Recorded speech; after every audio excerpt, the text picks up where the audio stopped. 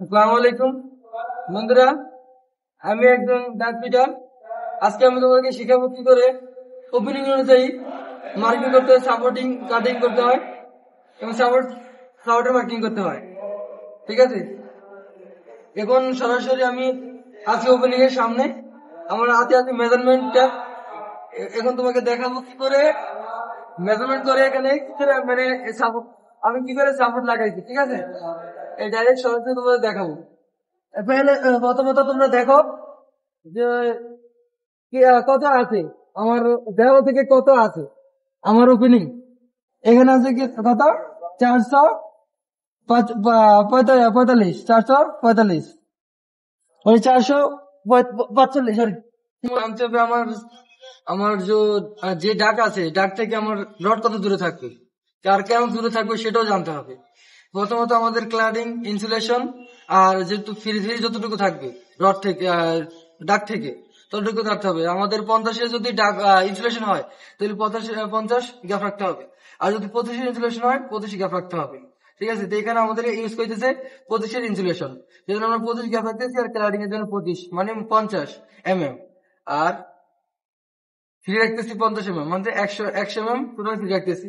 এখানে আমাদের টোটাল আছে ওখানে গেছে 445 mm। ঠিক আছে, এখান থেকে আমরা 100 মাইনাস দিলে কত হবে, 345 mm।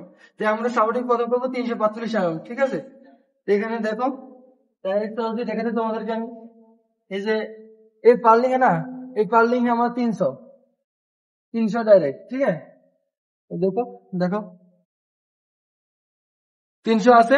তো এখান থেকে আমাদের 345, কারণ ওখানে 445 আসলে সেখান থেকে আমরা 100 মাইনাস করছি, তো 345 হবে। ঠিক আছে, এই দেখো এই জায়গা থেকে 45 আছে। ঠিক আছে, এখান থেকে আমাদের মার্কিং হচ্ছে 45-এ, 45-এ মার্কিং হচ্ছে 45-এ। এখন এখান থেকে 345 টোটাল আছে। ঠিক আছে, তো এখান থেকে আমাদের ডাক হলো, আমাদের এখান থেকে এখানে যে ডক আমরা ইউজ করতেছি, ব্যবহার করতেছি, ডাক হলো 1200,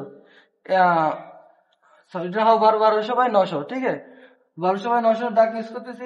এখানে লাইন যাইতেছে, ব্রাঞ্চ যাইতেছে, সেই জন্য আমরা আমাদের নিতে হবে কত, ওখানে 100 মাইনাস হয়েছে না, এখান থেকে আবার 100 মাইনাস করতে হবে এই জায়গা থেকে।